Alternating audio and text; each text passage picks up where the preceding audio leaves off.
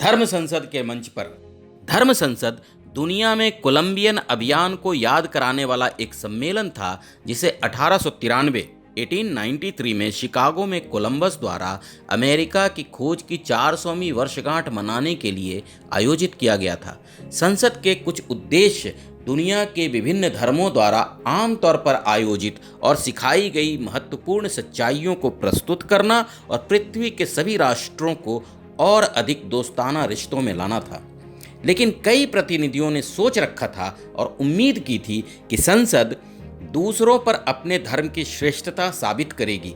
हालांकि दैवी कृपा से जैसा कि सही था, सभी धर्मों की वैधता अंततः संसद की प्रमुख बात बन गई और स्वामी विवेकानंद जी उस केंद्रीय विषय के सबसे प्रभावशाली और स्पष्ट मुखपत्र बन गए। संसद का पहला सत्र सोमवार 11 सितंबर 1893 को वहां के कला संस्थान के विशाल हॉल में आयोजित किया गया था।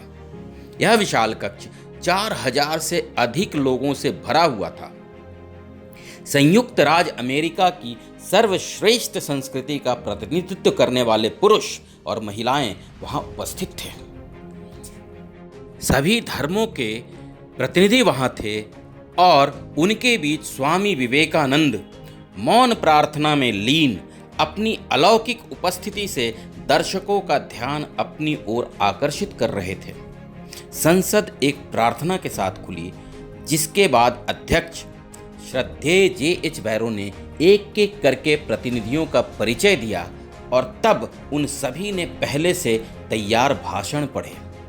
लेकिन स्वामी जी के साथ ऐसा कोई लिखित भाषण नहीं था और उन्होंने इतनी बड़ी सभा को कभी संबोधित भी नहीं किया था।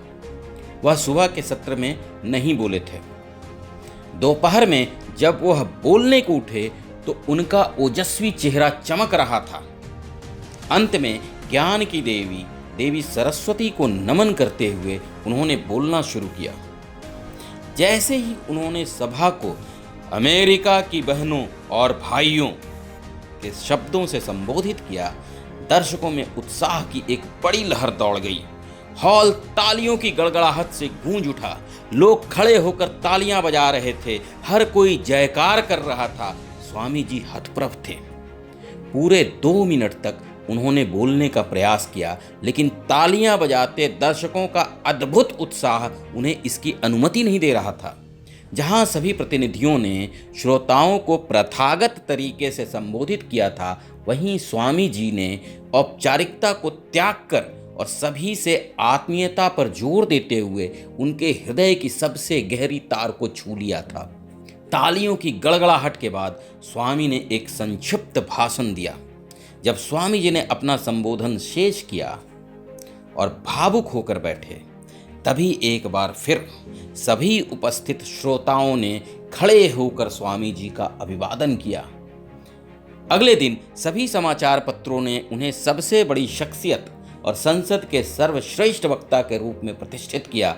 भारत से आया एक अज्ञात युवा भिक्षु अमेरिका के आध्यात्मिक शिखर पर छा गया था। उनके आदमकद चित्र शिकागो में सड़कों के किनारे लगा दिए गए थे, जिन पर उनका नाम लिखा था और लोग झुककर प्रणाम कर रहे थे।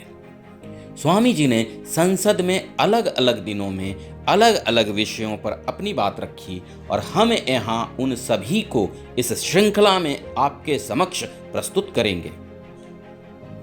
संसद में अपने भाषणों में स्वामी जी ने सभी धर्मों की वैधता और उनके सद्भाव पर विचार करने का आह्वान किया। उन्होंने कहा कि हर धर्म ने पवित्रता, शुद्धता और त्याग भाव से परिपूर्ण ईश्वरीय चरित्र के पुरुषों और महिलाओं का उद्भव किया है। यह उनमें से प्रत्येक की वैधता को दर्शाता है। इसीलिए उन्होंने प्रत्येक व्यक्ति से अपील की कि वह अपने व्यक्तित्व को बनाए रखे और साथ ही अच्छे भावों को सीखे और आत्मसात करे, दूसरों के धर्म की भावना का सम्मान करे।